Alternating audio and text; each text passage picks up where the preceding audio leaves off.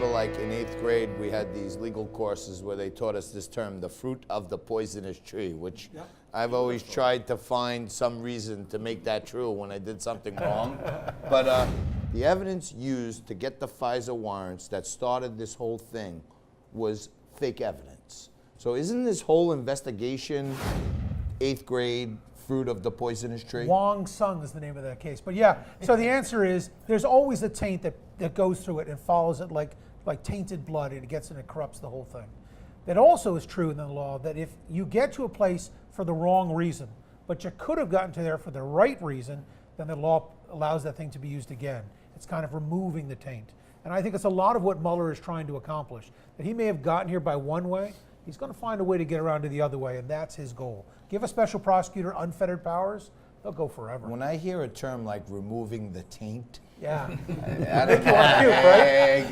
scares me a little bit. I have all these visions in my head. Welcome to the world of federal power. Right. How do you unremove the poison from the tree? Well, you're right. You may not be able to, and that's the problem Mueller has. I mean, there are a lot of people who think this investigation is a farce. It's not a farce, but it's problematic. And the people that have not yet pled guilty may very well fight the indictment. Kev, your final thoughts on the poisonous tree? I was just going to say two things. One is we may never know that because this is all done in a secret court, and there's very little transparency. Well, you have some experience. You had some background around FISA. And no, I never did. Yeah. But we may never know that, quite frankly. And there's some litigation going on down in Washington, at least what you read in the papers, that is all under seal, and maybe that's what's going on there.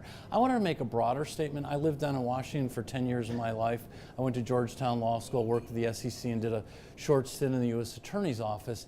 And I don't recognize the place. It was an aggressive place, but the absolute search and destroy, where you're trying to destroy, each side is trying to destroy the other one. It's very, from where I sit, it's not good for the country.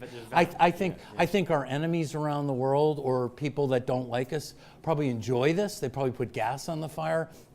It involves destroying institutions and families and kids and the like, and it's very sad to see from where I sit, living in New York and Jackson Hole, Wyoming, when you sit out there as well too.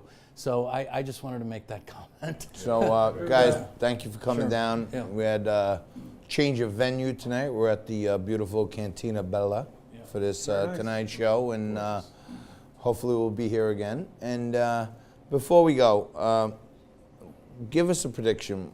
Will Trump get indicted? No, I fear he's going to get reelected. Very nice. And Rick? I agree with him on the indictment and disagree on the reelection. Not desire, but I have. No, I don't think he's going to be reelected, but he will be. He will now. I don't think he'll be indicted. I don't believe he's going to be indicted while he's a sitting president, whether that's one term or two. I will say you could impeach, but the numbers just don't add up in a Senate where you need, I believe it's 2/3 of the Senate to convict.